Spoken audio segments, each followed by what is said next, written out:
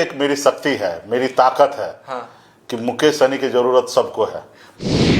तो हम जिताने के भूमिका में हैं, अगला को हराने की भूमिका में हैं। बैठक होती है, 3 बैठक हो जाती है, सीएम की बात नहीं होती है और सीट शेयरिंग पे बात नहीं इसके होती लिए क्यों परेशान हो रहे भाई? आपको बनना है सीएम, नहीं। मैं हूँ। और जब मैं कह रहा हूँ कि सीएम का चेहरा तेजस्वी है तो और उसमें क्या कहना है? चलिए ठीक है, आपने कह लिया, हमने मान लिया। नमस्कार, मैं देवांशु, आप देख रहे हैं न्यूज़ फाउंडेशन। इस साल बिहार में चुनाव होने हैं। एनडीए खेमा हो या महागठबंधन खेमा, दोनों ही खेमों की तरफ से चुनाव की तैयारी जो है वो भरपूर की जा रही है। इस वक्त हमारे साथ बात करने के लिए वीआईपी पार्टी के सुप्रीमो मुकेश सहनी होंगे। मुकेश सहनी जी, बहुत स्वागत है आपका। क्या चल रहा है? बहुत बहुत धन्यवाद। हाँ। क्या चल रहा है कि बिहार में महागठबंधन ही महागठबंधन है। बैठक में क्या हो रहा है? बैठक जो पार्टी स्तर से होना चाहिए। कल हमारे जितने भी बिहार के विधायक है, सांसद है, राज्यसभा सांसद है, एमएलसी है, जिला अध्यक्ष है, जिला प्रधान महासचिव है, प्रभारी है, तकरीबन 800-900 लोगों के साथ जो जिला को डील करते हैं उन लोगों के साथ बैठक हुआ। आगे का रूपरेखा तय हुआ कि आगे जो गठबंधन पटना में दिख रही है यही गठबंधन जिला में भी दिखे, यही गठबंधन प्रखंड में दिखे, यही गठबंधन पंचायत में, यही गठबंधन बूथ पे दिखे और मजबूती से जनता का काम करने के लिए सहायता केंद्र खोले और जनता का हर समस्या को दूर करने के लिए वहाँ पे लोगों से कनेक्ट हो। क्योंकि अभी राज्य में जो है भ्रष्टाचार जो है बहुत बड़े पैमाने पे बढ़ गया है। इस तरीके से पहले नहीं देखने के लिए मिलता था। 500-1000 रुपया में कोई भी काम जो है जनता का हो जाता था। जमीन का म्यूटेशन करना है तो 500-1000 रुपया में हो जाता था और ये ठीक है। ऐसे तो वो भी करप्शन है, गलत है, ये नहीं होना चाहिए। सब पदाधिकारी को तनख्वाह मिलता है, सैलरी मिलता है, जनता का पैसे से मिलता है। उसके बावजूद भी ये सब हो रहा था तो नज़रअंदाज करने वाली बात था। लेकिन अभी जो हमको सुनने के लिए मिल रहा है, 1 लाख रुपया मांग रहे, 2 लाख रुपया मांग रहे, 50,000 रुपया मांग रहे, जैसा आदमी देखते हो वैसा पैसा मांग रहे हैं। वो भी क्या, पहले 2-3 महीना धक्का खिलवाते, परेशान करते, अंत में वो जो आदमी है वही सामने से कहते हैं सर आपको क्या चाहिए, हम देना चाहते हैं, आप लेके कैसे भी काम कर दीजिए। बताइए, ज़मीन उनका है, सब चीज़ उनका है, अब सरकार के पास रसीद कटाना है, म्यूटेशन कराना है, इसके लिए उसको इस तरीके से परेशान होना पड़ता है। तो ये सब पूरा राज्य में भ्रष्टाचार है। तो इसके लिए हम लोगों ने सहायता केंद्र बना के लोगों को मदद कीजिए, लोगों के बीच में खड़ा होइए, उनको एहसास दिलाइए कि हम आपके लिए हैं, अभी भी हैं, जब सरकार बनेगा तभी भी आपके लिए रहेंगे। और मुख्यमंत्री नीतीश जी को 20 साल हो गया है और 20 साल में उनको जो करना था वो कर लिए हैं। अभी फ़िलहाल तो नीतीश जी स्वस्थ भी नहीं है और स्वस्थ है। उनकी जो सरकार है वो ब्यूरोक्रेट और कुछ लोग मिलकर सरकार चला रहे हैं। वो कहने के लिए वो जेडीयू है, वो पार्टी जो है वो बीजेपी हो चुका है। वहाँ पे अभी जेडीयू का भी कुछ नहीं है। कुछ लोग हैं जो अपने आप को बोले कि जेडीयू है, लेकिन वो सच्चाई ये है कि वो बीजेपी हो चुका है। जो वहाँ पे बड़े बड़े नेता हैं वो बीजेपी के गोद में जा चुके हैं। तो बिहार की जनता को पता है कि अभी तक नीतीश कुमार रहे, इसलिए सामाजिक न्याय मजबूत रहा, जाति आधारित जनगणना बिहार में हो गया, अति पिछड़ा को आरक्षण बढ़ाया ना था वो बढ़ा दिए नीतीश जी, अल्पसंख्यक को जो मदद देना चाहिए था वो सब दे दिए। अभी सबको पता है कि अभी राज्य में बीजेपी की पावर में सरकार चल रही है और जैसे नीतीश जी हटेंगे वैसे राज्य में जो है गरीब, पिछड़ा, दलित के साथ अत्याचार बढ़ेगा। क्योंकि वो कभी उम्मीद नहीं कर सकते हैं कि गरीब पिछड़ा का हक बीजेपी दे देंगे। जैसे उम्मीद नहीं कर सकते हैं कि एक बिल्ली से कि दूध का रखवाली करे, उसी तरीके से हम कभी भी उम्मीद नहीं कर सकते कि भारतीय जनता पार्टी गरीब, पिछड़ा, दलित, अल्पसंख्यक ऐसे लोगों को लाभ दे सकता है। वो लाभ नहीं देंगे। वो हमको 5 किलो चावल देके गुलाम बनाएंगे। लेकिन आप पे तो डोरे डाल रही है ना। दिलीप जायसवाल ने कहा कि रात के अंधेरे में आए थे। वो डालने दीजिए। देखिए वही क्या डाल तो रही है, क्या इस पे पहले बता दीजिए। यही एक मेरी शक्ति है, मेरी ताकत है। हाँ। कि मुकेश सहनी की जरूरत सबको है। चुनाव मुकेश सहनी का नाव इतना मजबूत है कि जो इस नाव पे बैठेगा उनको पार लगना है। हाँ। तो निश्चित तौर पे उनका सत्ता दिख रहा है कि मेरा जा रहा है, तो वो तो प्रयास करेंगे ही करेंगे। हाँ। ठीक है, लेकिन अभी बहुत समय हो चुका है। अब उन्होंने जो मेरे साथ किया है वो उसको हम भूलेंगे नहीं। एक गलती माफ एक गलती क्या माफ करना, इसमें ऐसी नहीं होता है। इसमें ये जो है लड़ाई जो है विचारधारा की है। वो पर्सनल मेरे को कोई नुकसान करे तो निश्चित तौर पर उसके लिए हम माफ़ कर देंगे, ठीक है। लेकिन कुछ चीज़ें जो होता है वो विचारधारा की बात है, तो विचारधारा के साथ चलते हैं।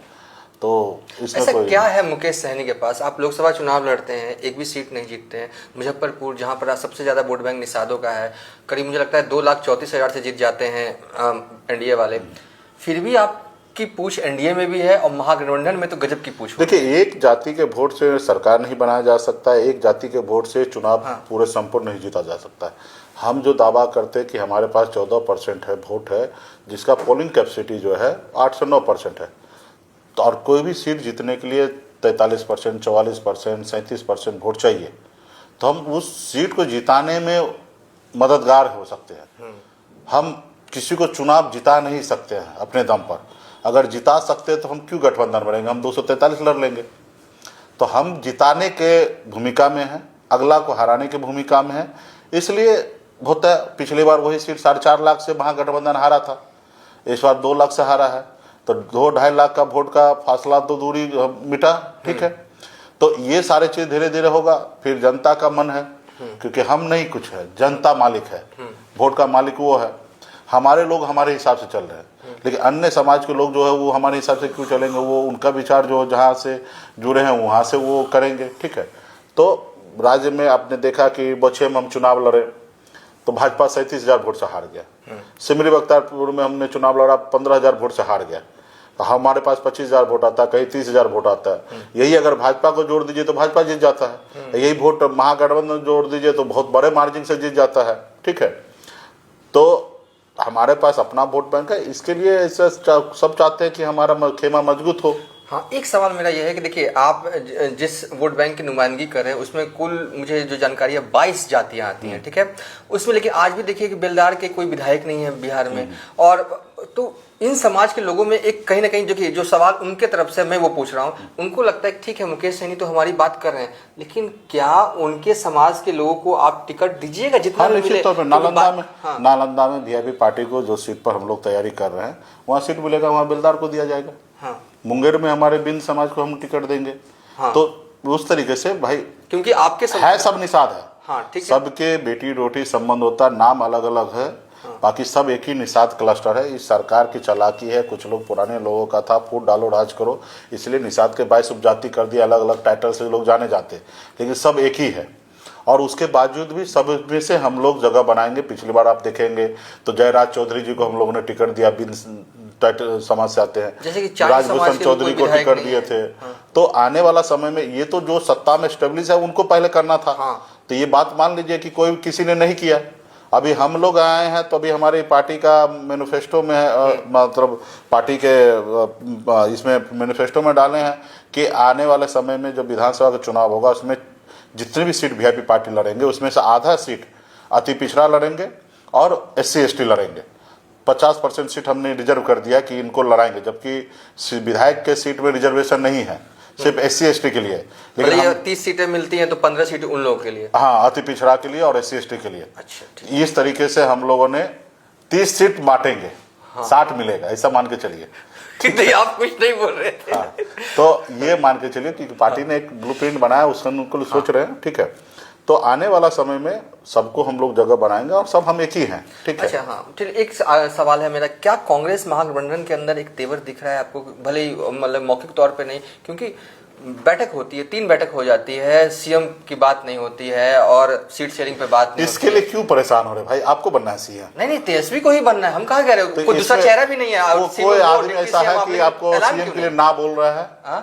आप सवाल जब कीजिए, कोई आदमी ना बोलता होगा। हाँ भी तो नहीं ना बोल रहा है सर। हाँ बोलने की क्या जरूरी है? अच्छा, जब ना ही नहीं कोई बोल रहा है तो हाँ ही है। ठीक है। 2020 में उन्हीं के नेतृत्व में चुनाव लड़ा गया।